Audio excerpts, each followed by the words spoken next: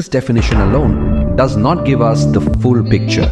We already know that computers have been capable of doing mathematical calculations much faster than humans for decades.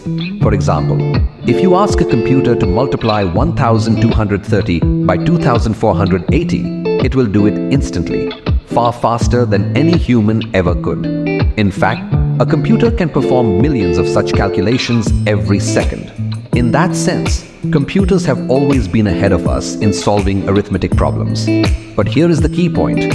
These calculations are all based on instructions that we, the humans, have already given to the computer in advance. These instructions are what we call programs. A standard computer can only follow those predefined instructions exactly as given. If it encounters a situation slightly different from what we programmed it for, it will usually fail. Now, here is the difference.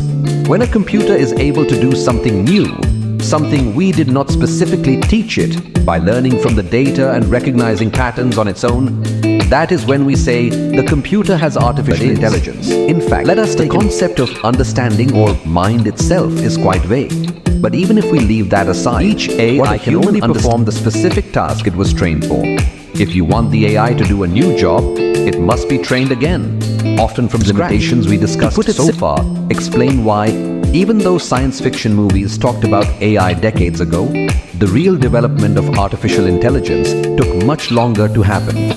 The rapid growth of AI that we see today became possible mainly because of two key factors. The first reason is the dramatic increase in computer processing power.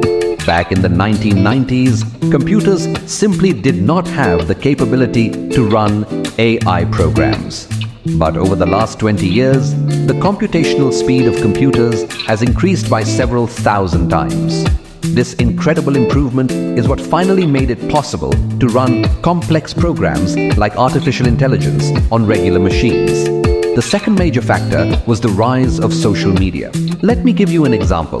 When you upload a photo of your pet dog to Facebook and tag it as dog, you're actually helping Facebook's artificial intelligence learn what a dog looks like. Every time someone does this, the AI gets better at recognizing dogs, even when it sees a totally new photo of a dog later. With the explosion of social media, AI systems suddenly had access to huge amounts of data for training. Today, millions of people across the world upload photos every single day. Many of those photos are used behind the scenes to train AI programs. The same is true for public messages, comments, and captions that we post.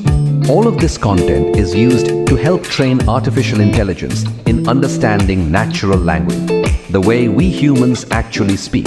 And this is important because the way we speak is very different from what you find in books or dictionaries. Spoken language is filled with informal phrases, slang, and regional styles. Yet today, we have reached a point where AI can understand meaning even in informal speech.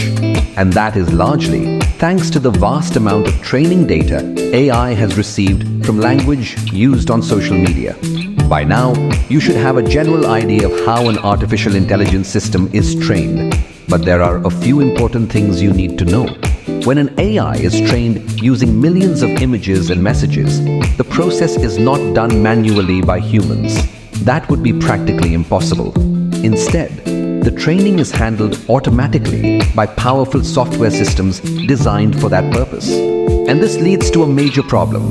By the time training is complete and the AI is released for public use, even the developers who created the system often have very little idea of what exactly is happening inside the AI's decision-making process. This is because the training process changes the AI program so extensively that it becomes difficult to track how it arrives at its conclusions.